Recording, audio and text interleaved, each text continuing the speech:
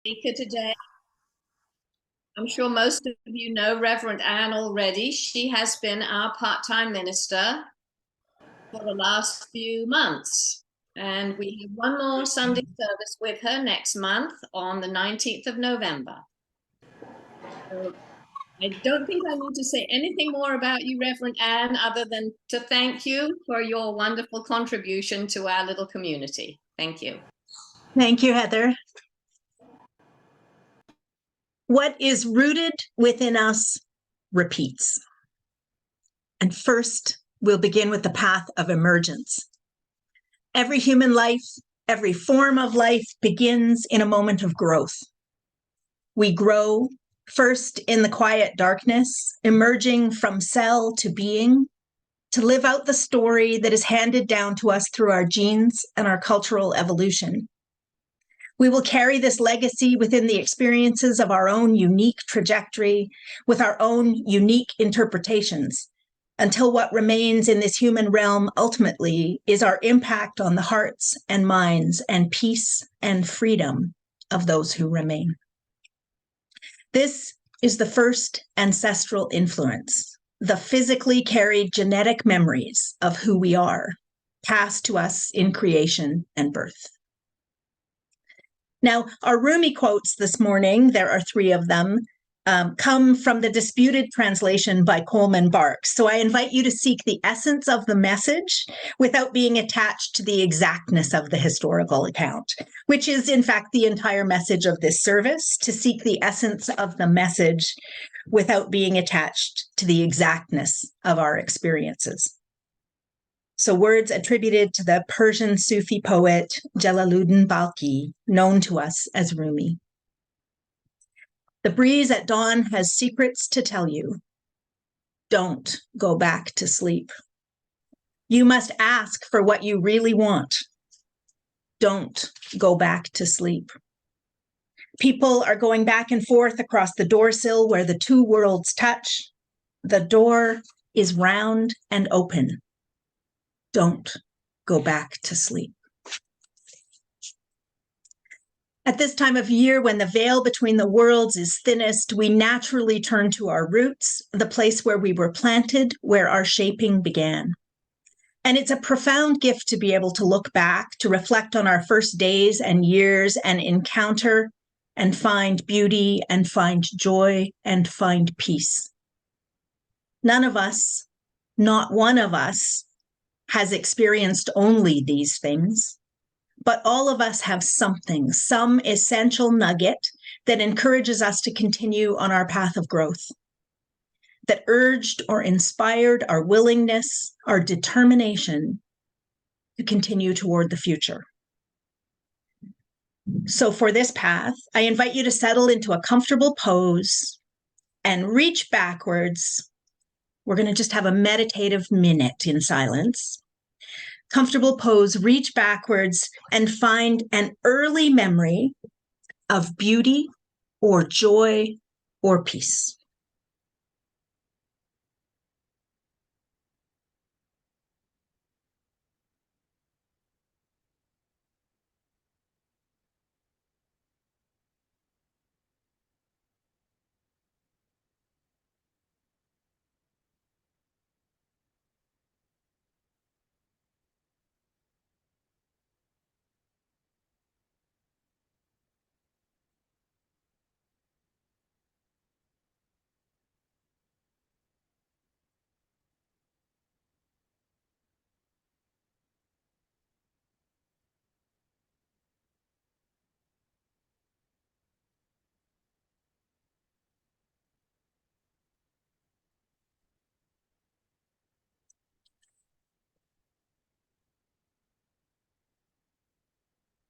Your memory might contain an ancestor.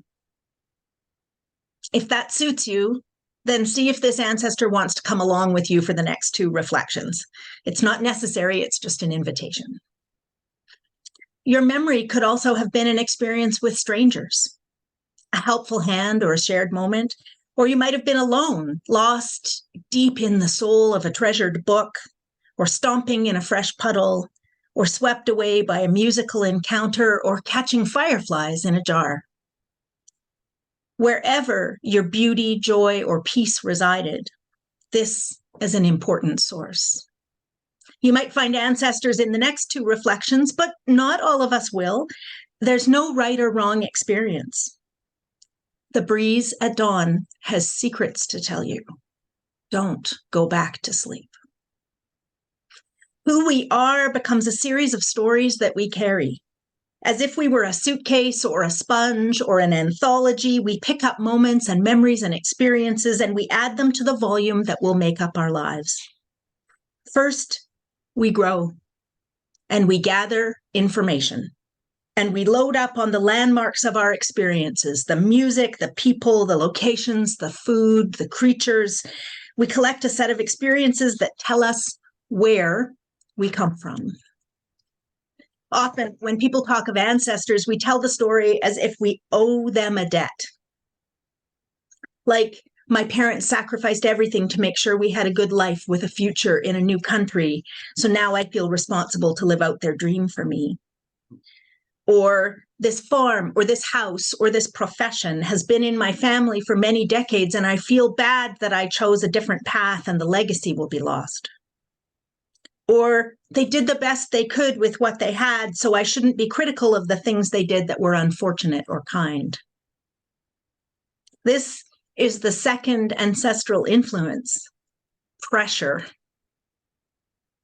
As if by giving life to us, we are now committed to the path of their intention. And this one is tricky because pressure can make diamonds. And there can be great wisdom and cultural pride and depth of belonging in following a familial or a cultural path. But pressure can also shatter what's in its grip. And the accident or intention of our birth does not rightfully commit us to a path that for us could be destructive.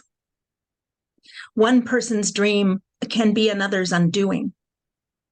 One person's dream can be another's inspiration. Identifying and living our own dreams is neither selfish nor a betrayal. So let no one tell you differently, including those familial voices that have taken up real estate in your mind. But pressure can make that piece of information hard to carry. If our suitcase is full of family stories, it's important to make sure that there's room for our own belongings, our own personal longings. And we don't always know what we want. Sometimes all we know is what we don't want, which is another gift our ancestors can unintentionally hand down. Now, Rumi, once again, this one is called Chickpea to Cook. A chickpea leaps almost over the rim of the pot where it's boiled. Why are you doing this to me? The cook knocks him down with the ladle. Don't you try to jump out. You think I'm torturing you. I'm giving you flavor so you can mix with spices and rice and be the lovely vitality of a human being. Grace first, sexual pleasure, then a boiling new life begins, and the friend has something good to eat. Eventually, the chickpea will say to the cook, boil me some more. Hit me with the skimming spoon. I can't do this by myself. I'm like an elephant that dreams of gardens back in Hindustan and doesn't pay attention to his driver. You're my cook. You're my driver, my way into existence. I love your cooking. The cook says, I was once like you, fresh from the ground. Then I boiled in time and boiled in the body, 2 fierce boilings. My animal soul grew powerful. I controlled it with practices and boiled some more and boiled once beyond that and became your teacher. What is rooted within us repeats. The ancestral influence of pressure leads us to the learning path. When a person writes a memoir, they don't include all of the stories. They look for lessons and messages and themes. They tease out the pivotal moments, the epiphanies, and the hard-won triumphs over self-limiting beliefs, and they make a story out of their experiences.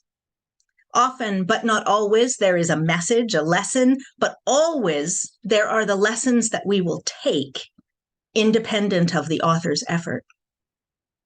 Because lessons can be shared, but they must also be earned.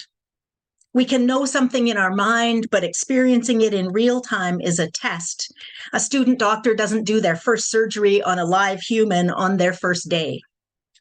They begin with information, working to lock it in as knowledge and hopefully ultimately as wisdom. But the first test of their skill requires lower stakes, a practice run where there's no risk of harm. We learn in a lab before we go out to surgery. Of course, this is not always true. There are those emergencies, those catastrophes that we learn how to navigate in the moment. Not everyone does, but you have, because you're here this morning. The third ancestral influence is repetition. What is rooted within us repeats. Like the chickpea in the pot, we are cooked by repeated experience. We are softened or toughened or opened by the lessons we learn, which require us to actually shift, to transform. It is the human path to take our growth, continue on, and make meaning from our experiences, and most especially from the repetition. At this point, I want to note that what we might think of as an exception, I want to note something we might think of as an exception, and I'm going to argue in a couple of ways why this is never exactly the case. So just try to fight me on this one. The first is the notion that we have no ancestors. We might get this from a traumatic loss or by removing ourselves from our family of origin. There may technically be ancestors, but we are separated, or we might be adopted or torn from our culture. And while we know there are ancestors out there somewhere, they are not present to us. We don't think we can access them. Either way, it seems that we're not experiencing that repetition of being together. So I want to offer you three kinds of repetition that we can never lose. These are the genes that we carry, the understanding of our experiences that we carry, and the repetition with ancestors that come by choice. The first one, we all understand genes. And despite our best intentions, a trait can surface that brings its own story and its own lessons. I was recently at a wedding and met different generations of the same family. And in many cases, it was so obvious who was related to whom, in their faces, in their voices, in their mannerisms. Some of these will be learned, but not a face, not a voice. So whatever separates us from our origins, there is still always a thread that repeats in us, that emerges in us, no matter how much access we think we have to that family. The second one is our understanding of our experiences is an undeniable repetition. We don't have to actually repeat a lesson over and over again to repeat it in our minds. So we might have only known somebody for a very short period of time, but what happened in that moment repeats. We carry knowledge and wisdom and trauma in our bodies. They become our co-pilots. We have spoken before about being made up of many parts, none of which are bad, but if they are in distress, they sometimes have an undue influence on our experience of life now. They can repeat and continue to re-traumatize us. In a more positive interpretation, I will never forget the words that my grandmother wrote in my autograph book when I was 12. 48 years have passed. That book still exists in a box somewhere downstairs. I haven't had eyes or hands on it in ages. My grandmother died in 1979. But those words have repeated and returned and replayed in my mind and on my heart throughout my life. And the lesson has shifted every time they come up. I don't think she ever said them out loud to me, but their influence stuck. And the third way we experience familial repetition is by choice.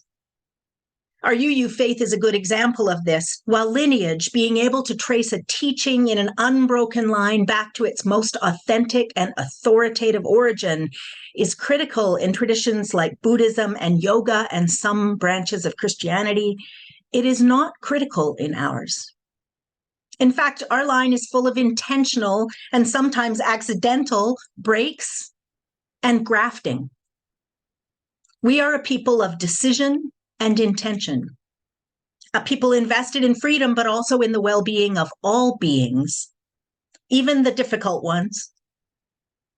And while we have historical examples and stories to tell, we do not, and I would say intentionally do not, have an unbroken line of knowledge transmission. Because we know that sometimes we need to choose our own paths, the path that can hold faithfully as our real and right love. And that isn't always, and maybe isn't ever, a direct line. So we choose our prophets and our teachers and our inspirations, and sometimes we choose our families. This doesn't diminish the other parts of our heritage, but it is not lesser than a birth family either. You have the experiences of familial repetition, live and in person, with the family of your heart, with the creatures that you care for, with the communities that you support and serve, whoever they are, wherever they are, in person or online, near or far. I have close relationships with people I have never met, some whose voices I have never heard. Some in alternative ways of gathering like this, some through the words that they have written that have gone on to shape my life. I consider them family. I consider them ancestors. So we take repetition and we take study and we take our experiences and we take our ideas, and the pressure is applied and we transform them into lessons. Our ancestral influences spur us on to repeat those lessons until they take hold, until they serve us, until they are dealt with or completed. In the folly of my youth and young adulthood, I had a pretty simplistic view of transformation, and I frequently, adamantly questioned the behaviors of some of my ancestors. And I was constantly asking the question, but when you realized it wasn't working, why did you keep doing it? Why did you not commit yourself to figuring out a solution? Why did you choose not to learn? To be fair, I still think those thoughts on the regular, but my lesson of repetition has been to keep my eyes on my own plate, to learn that the question is for me. The lesson has been for me. So I ask you to sit in silence again for just a few seconds and think about if there is a question or an experience that you have repeated over and over again in search of a lesson or a conclusion. And then check to see if there's an ancestor either at the heart of that lesson or helping you with the learning to transform or resolve it. But there doesn't have to be. You can be your own ancestral wisdom in this moment. So you're checking to see if there is a question or experience that you have repeated over and over again in search of a lesson or a conclusion.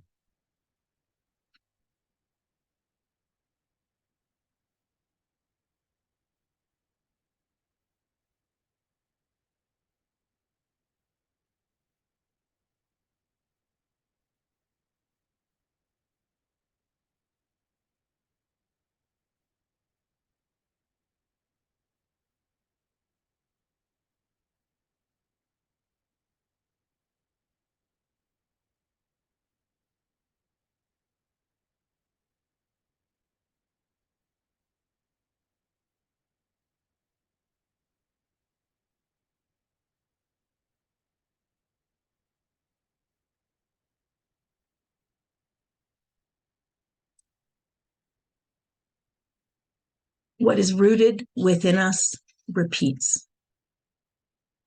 This is the spiritual and prophetic path now, the path of legacy. There are the ancestors we were given.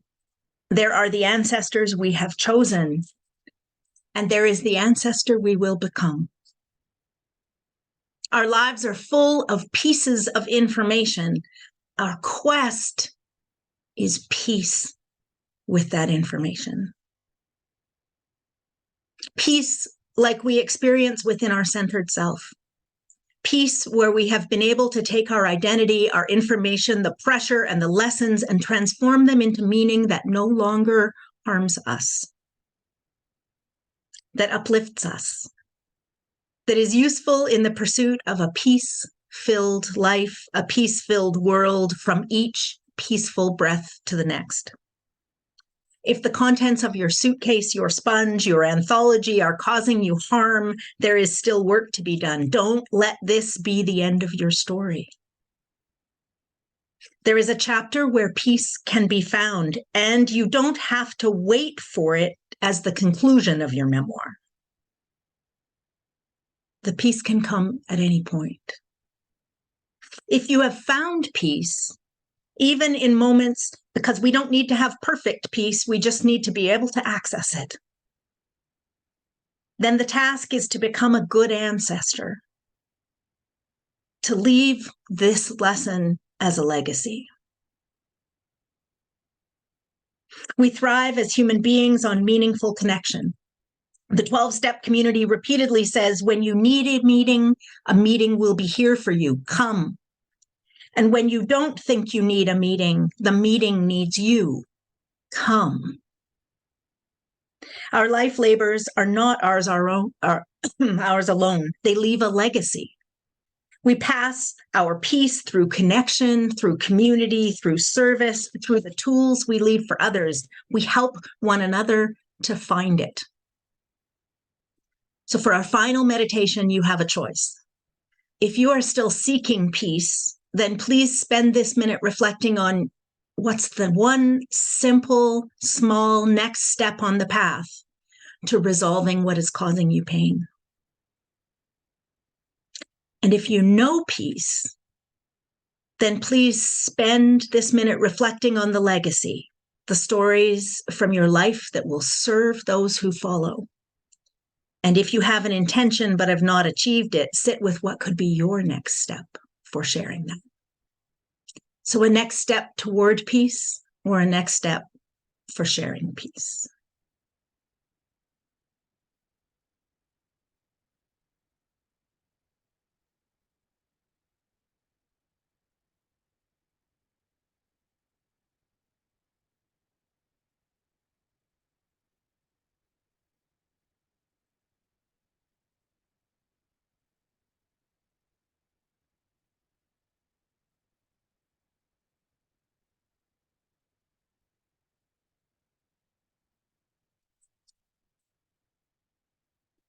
It is, of course, a ridiculously tidy story to think that this somehow goes in any kind of straight line. It's more of a spiral how we do this work. Rumi, for the final time. The lame goat. You've seen a herd of goats going down to the water. The lame and dreamy goat brings up the rear. There are worried faces about that one, but now they're laughing because look, as they return, that goat is leading. There are many different kinds of knowing. The lame goat's kind is a branch that traces back to the roots of presence. Learn from the lame goat and lead the herd home. What is rooted within us repeats. May we find peace. May we embody peace. May we repeat peace. May peace be our legacy. Blessed be.